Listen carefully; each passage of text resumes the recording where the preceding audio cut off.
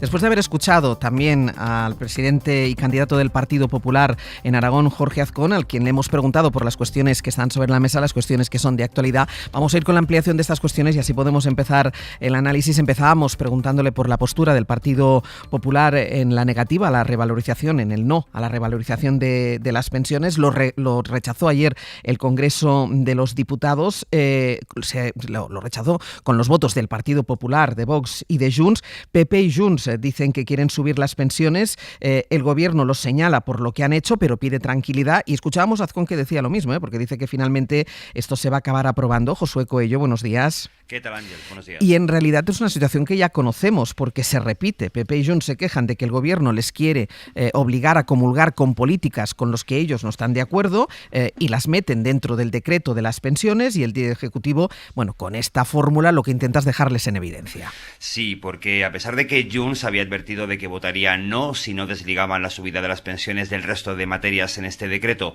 y a pesar de que el Gobierno sabía desde primera hora que el decreto no saldría sin los votos de Junts, su objetivo siempre fue el PP. A ellos señalan desde Moncloa y desde el Consejo de Ministros. Preguntada por el voto negativo de Junts, anoche Elma Saiz, en Hora 25, usaba la carta del PP.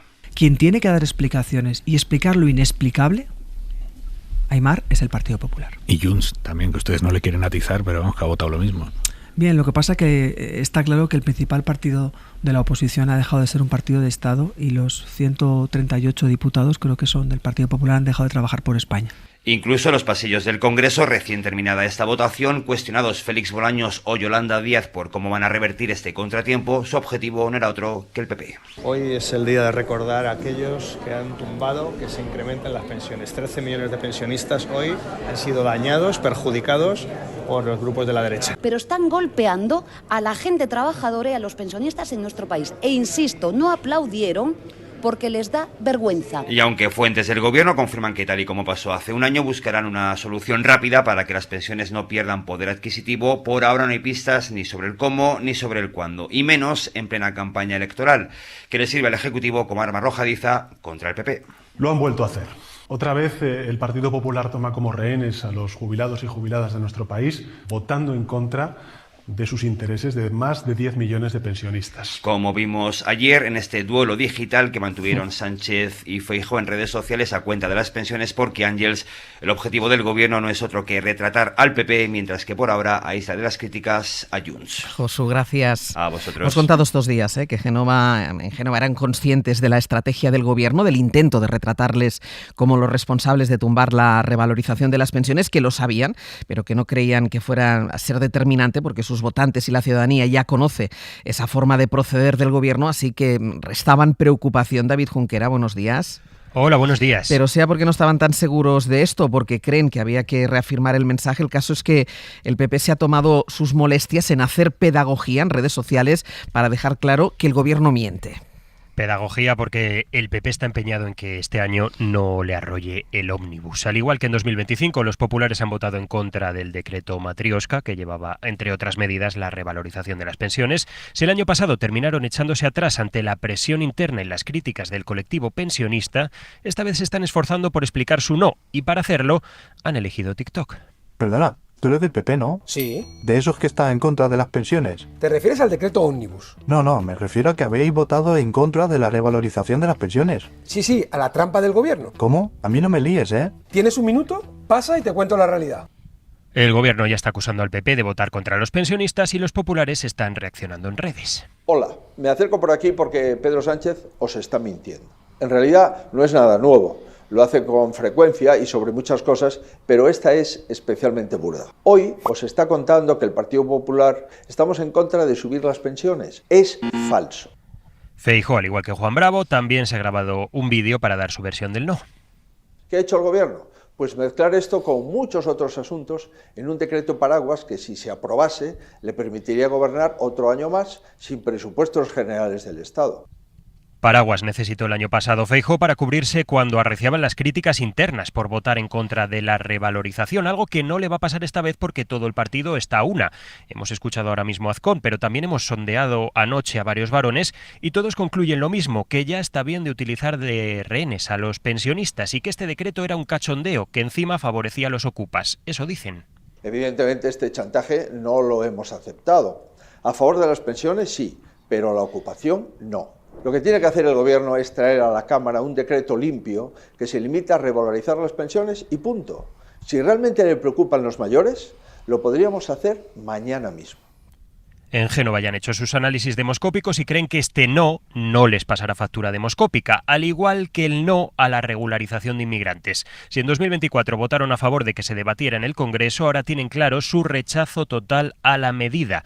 Dicen fuentes del PP que entienden las críticas de los obispos, pero que ellos no trabajan para la Iglesia y que esta regularización masiva lo único que hará será hacer que el Partido Socialista pierda votos. En el fondo de estos dos noes subyace la pugna con Vox, al que no se le quiere dar ni un centímetro de cancha, ahora que hay muchas urnas a punto de abrirse en plena moda de los de Abascal. Junquera, gracias. Gracias. Pues hablaremos de la regularización de los migrantes. Vamos con la revalorización de las pensiones, con el panorama que ya conocíamos, Ignacio, porque lo decíamos, esto ya lo habíamos vivido, lo vivimos el año pasado. Es verdad que este año tiene el añadido de los TikToks y de los vídeos en redes sociales, pero esto mismo sucedió el año pasado y finalmente se acabó aprobando la revalorización. No le gusta al Partido Popular que esto vaya en un decreto ómnibus que en este caso llevaba todo de cuestiones del paraguas social de protección para los más vulnerables. Sí, lo que pasa es que, Ángels, la verdad es la verdad, la diga Agamenón o su porquero, ¿no? Y en este caso el Partido Popular tiene razón, creo. O sea, es verdad. En diciembre se aprobaron dos reales decretos ley, el 16-2025 y el 17-2025. Uno sobre precios del transporte y otro con todo lo demás. Dos. Pues donde era dos, podía haber habido tres, podía haber habido cuatro. O sea, fue una decisión consciente y voluntaria del Gobierno decidir que había, por un lado, el transporte y, por otro lado, las pensiones, las medidas de vivienda, etcétera. ¿Por qué? Porque sabía que, efectivamente, pues iba a poner al Partido Popular en un aprieto. Y, por tanto, fue una decisión consciente, voluntaria y estratégica. Repito, Real Decreto Ley 16-2025 y 17-2025, separados. Y los dos se votaron ayer. El 17 pasó y el 16 se cayó. Porque el Gobierno quiso. Podía haber habido el 18 y entonces no tendríamos esta conversación. Habríamos tenido un decreto sobre medidas de apoyo a la vivienda que se habría caído, un decreto sobre pensiones que habría pasado y un decreto sobre transportes que habría pasado. Por tanto, efectivamente, aquí la responsabilidad o la decisión de llevar este tema a este lío es exclusivamente del Gobierno y no tiene nada que ver con el fondo del tema y es una decisión consciente de mezclar churras con merinas y de intentar hacer pasar una medida en materia de vivienda de la que podemos discutir si existe la ocupación, si no existe la ocupación, si es mentira, todo eso lo podemos discutir. Pero lo que es evidente es que no tiene nada que ver eso con la revalorización de las pensiones y que meterlo junto pues es una estrategia política que le ha salido mal. Ignacio. Es cierto que es una estrategia política y es cierto que el Gobierno lo podría presentar por separado. Es cierto también que esto se hace en muchas ocasiones y en muchos gobiernos y que es muy habitual que las legislaciones no sean paquetes a medida donde puedas votar cada decisión, sino que vayan en conjunto. Pero para mí sí es relevante explicar algo que creo que la propia entrevista ha quedado patente, que es qué argumentos utiliza el PP para oponerse a ese paquete, qué es lo que le molesta. Y es que, sinceramente, este argumento de la ocupación es pura demagogia basado en mentiras. Primero, eso lo podemos discutir. Pero es muy relevante ese dato, porque claro, pero es muy relevante ese dato. Primero, porque cuando hablan del decreto, de qué dice exactamente ese decreto, no tiene nada que ver con esas personas de las que hablaba el presidente de Aragón, que tienen un piso o dos pisos y que han ahorrado y que son personas mayores y que viven del alquiler, porque esa medida de protección a inquilinos vulnerables solo afecta a los grandes tenedores. ¿Qué es un gran tenedor? Alguien que tiene más de 10 casas o 5 en zonas tensionadas. No es esa pareja de jubilados que alquila el piso pequeño que tenían antes. No es ese tipo de personas. Segundo, también es falso el dato que están dando de los 80.000 afectados. Ese dato es un bulo que lleva circulando años, porque la primera cifra con ese número tan redondo es del 2023. Es decir, que, en fin, o no ha cambiado nada en años. Sí, se puede haber leído en Internet, como ha dicho el presidente Aragón, pero evidentemente es un dato poco fiable que sale en origen de un estudio aún menos fiable que hace una plataforma de afectados por este tipo de problema en función de las llamadas que reciben en su centralita telefónica. Pues mira, no es un dato fiable. Y es que aparte o sea, evidentemente que hay inquilinos que no pagan el alquiler, pero ahora y durante la historia general de la humanidad, esto ha pasado siempre.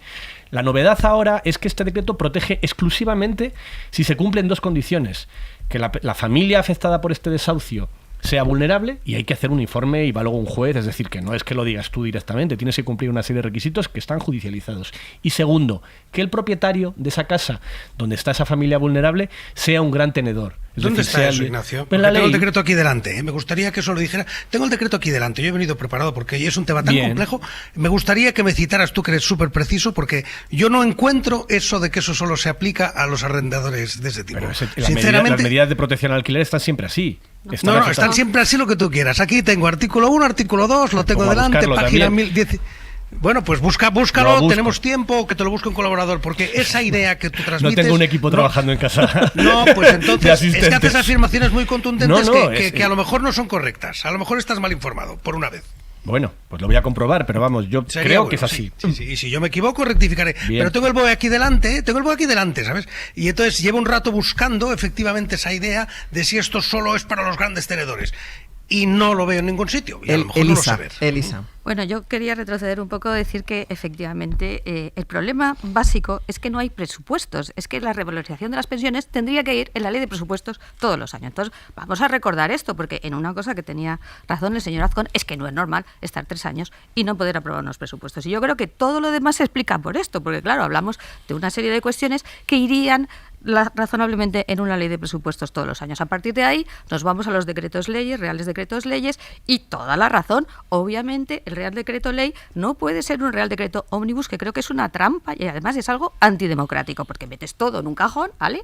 Y resulta que tengo que votar a favor porque hay una serie de medidas que me suponen un coste electoral. Lo que pasa es que como esto ya ha pasado el año pasado, pues resulta que el PP ya se lo ha aprendido y ya dice, oiga, mire, así no, usted lo saca si lo quiere llevar. Insisto, es que esto tendría que ir por una ley de presupuestos y se lo votamos separadamente. Y toda la razón también lo que dice Ignasi, hay una serie de medidas ahí que son muy discutibles. Oiga, pues se discuten en el Parlamento, que para eso está. Claro, el problema que tenemos es que no vas a tener mayoría para sacarlas. Este es el tema de fondo. Más allá, si la cuestión de los ocupación o otras muchas cuestiones que lo lógico es que se debatan en el Parlamento, y si no tienes mayoría para sacarlas, pues no las puedes sacar. Esto es como funciona la democracia. Yo es que esto de meterlo todo junto, y esto es un trágala, es que además ya no cuela, que creo que es una cosa que hay que decir, ya no cuela. Si usted quiere revalorizar las pensiones, insisto, lo primero sería tener presupuestos, y lo segundo, si no, en caso extremo, lo saca usted por un Real Decreto Ley. O sea, en ese sentido yo creo que ya somos todos mayores, y efectivamente este juego político de retratar al PP, está usted en contra de los pensionistas. Uy, Junts no está en contra de los pensionistas, Junts es otra cosa. Hombre, ya,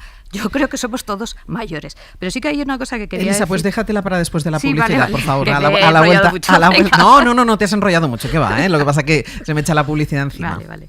Estábamos hablando de la revalorización de las pensiones que el Partido Socialista, el Gobierno, incluyó en ese decreto ómnibus que no salió adelante por los votos del PP, de Junts y de Vox, porque había otros elementos dentro de este decreto que al Partido Popular, a Vox y a Junts no le parecen bien. Nos habíamos detenido ahí. Yo solo por aclarar una cosa, es que no me gusta utilizar el término ocupación, ni quiero que estos que han puesto el término inquiocupación sobre la mesa se apoderen del lenguaje, porque decía antes Ignacio una cosa que es verdad, que inquilinos que no pagan el alquiler ha habido toda la vida, es decir, son inquilinos que no pagan el alquiler, porque cuando ponemos ocupación en todos los términos acabamos por confundir a la gente. Y estabas tú, Elisa, en el uso de la palabra. Sí, gracias. No, y además, en relación con esa precisión, claro, inquilinos que no pagan el alquiler ha habido toda la vida, pero lo que ha cambiado, y eso cambia en la pandemia, que supongo que es lo que estáis comprobando, es la decisión de, cuando se trata de personas vulnerables, digamos,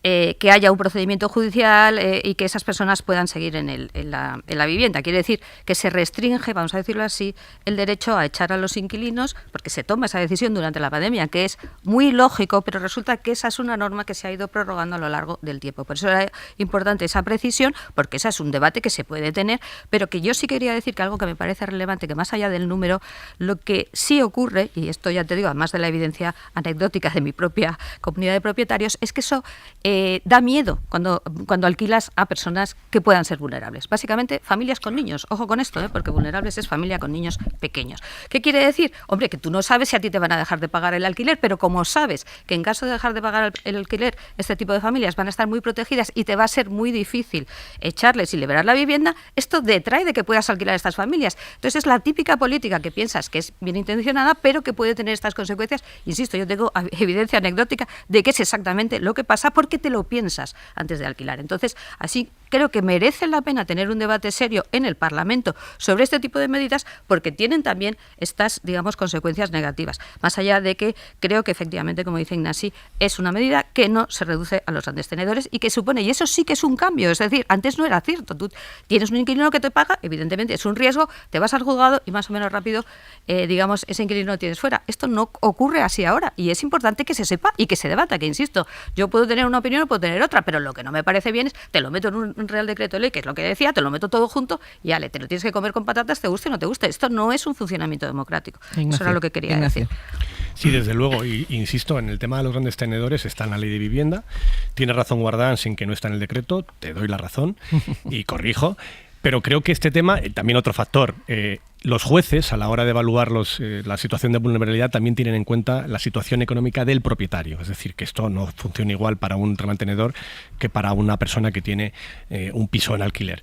Y luego también hay otro factor aquí, que es que estamos hablando de un problema magnificado por los medios de comunicación, que la diferencia entre los datos que da el Partido Popular y los datos de la realidad de las denuncias es enorme. O sea, es que estamos hablando entre 16.000 denuncias por ocupación frente a 80.000 que estaba diciendo esta mañana el presidente de Aragón, que además cuando te vas al detalle de las ocupaciones, casi todo, el 90%, son pisos vacíos, es decir, que no estamos hablando, y en gran medida son propiedad o del Estado o de banca, es decir, pisos que no están en uso por toda una serie de circunstancias.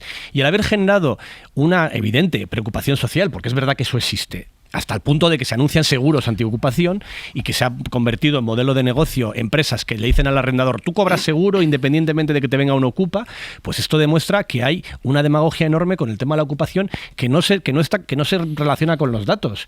Y que sí, de acuerdo completamente en que ese debate sobre si la regulación del alquiler tiene que ser más o menos agresiva y ponderar, pues eso, el interés de que los arrendadores, de que los propietarios pongan los pisos en alquiler sin miedo y el de los propios inquilinos a que no se abuse de ellos, es interesantísimo, pero desde luego hagámoslos con datos. Espera, Ignacio, espera un momento, porque a pesar de que ya ha dicho que se ha equivocado, Ignacio, pensaba que está Pablo Anzola, que se va a conectar a nuestro compañero de Economía para darnos el detalle, simplemente era eso. Ignacio.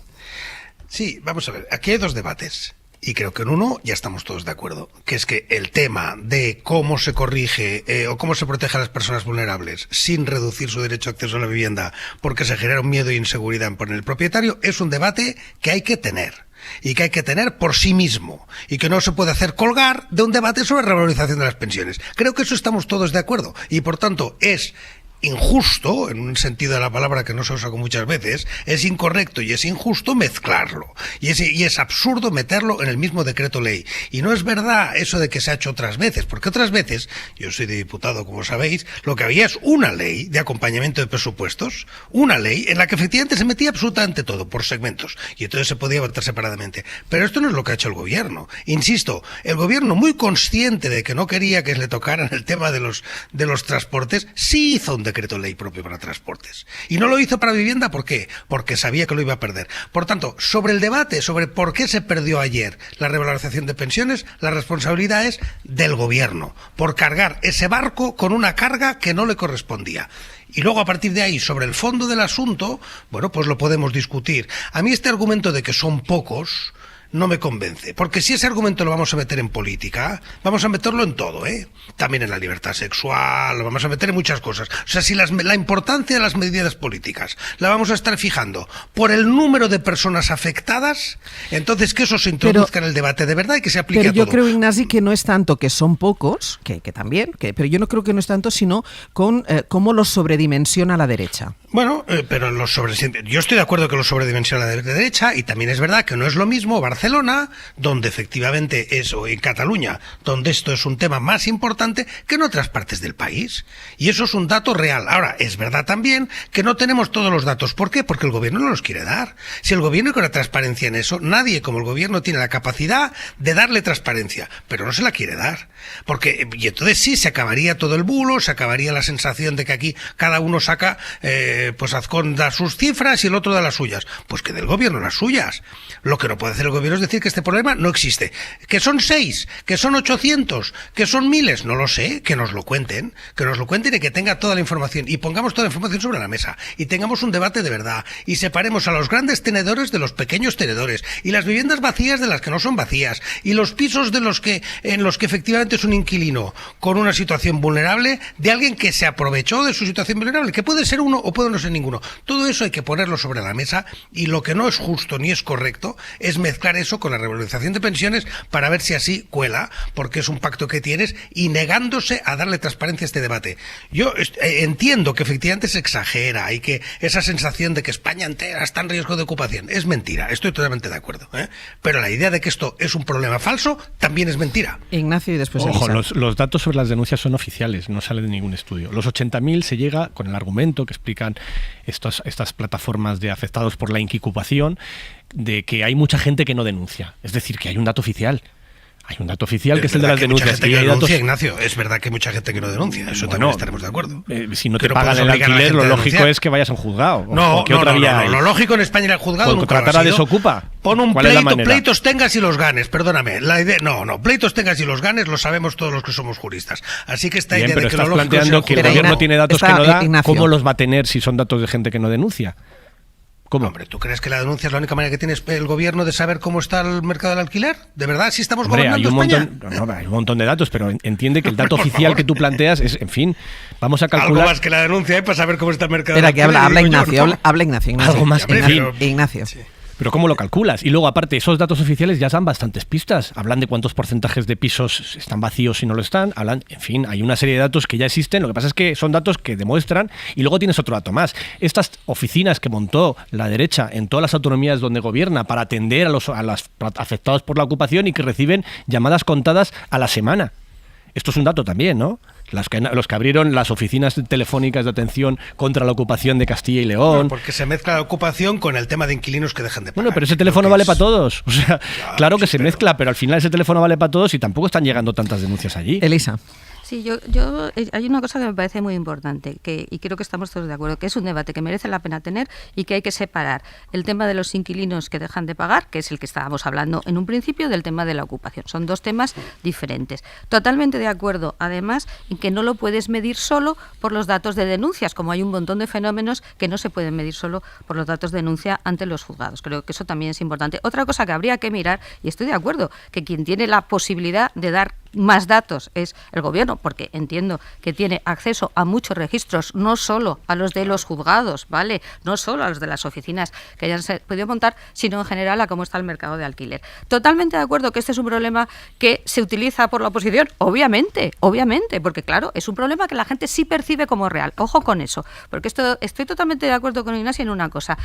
Estará sobredimensionado, a lo mejor asustas a la gente, pero es un problema real y decir que no existe, esto es totalmente contraproducente, porque efectivamente alimentas que puedas decir es un problema gravísimo, esto no sé qué, o sea, que obviamente los debates con transparencia, con datos, insisto mucho, no solo los datos de Poder Judicial, que serán una parte importante, luego otra cosa que sería muy relevante es saber los plazos, porque como bien dice Ignacio, yo también soy abogada, el problema es el tiempo que te puede llevar a ti ir a un juzgado y conseguir que eche. Entonces tú dices, ¿acudes a Desocupa? Pues desgraciadamente habrá gente que acuda a Desocupa porque tiene prisa y porque además los pleitos, aparte del tiempo, es que también cuestan dinero, es que no son gratis, ¿no? Entonces yo creo que tener un debate con transparencia, con datos sobre esto, además, también me interesa destacar, esta no es una regulación normal en otros países de nuestro entorno. Tenemos una regulación muy laxa, en el sentido de muy protectora para esas personas, que no es similar en otros países de la Unión Europea. Entonces, claro, si tienes un problema de alquiler, tienes un problema de vivienda, tienes un problema de seguridad jurídica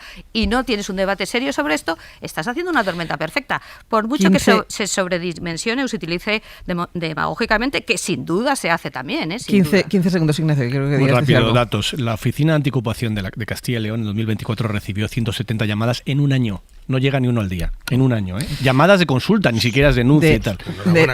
Déjame ¿no? que además... Es que esa es la situación en la que estamos. Y luego hay gente convencida de que cualquier día va a comprar el pan y le quitan la casa. Ahí también y eso ha habido una responsabilidad de desinformación de muchos medios de comunicación enorme. Ahí ha jugado muchos medios de comunicación que piensan que poner ocupación en letras grandes en la pantalla les va a dar audiencia. Dejadme, yo creo que ha quedado aclarado, pero de todas formas, Pablo Anzola, buenos días. ¿Qué tal, Ángel? Buenos días. Para que todos lo tengamos claro, no hace referencia a este decreto solo a los grandes tenedores. Eso es, lo que dice exactamente el Real Decreto es que la medida es para todos los propietarios, no para esos grandes tenedores. Dice el texto exactamente que es una medida extraordinaria y urgente ante la necesidad que sufren las familias en situación de vulnerabilidad.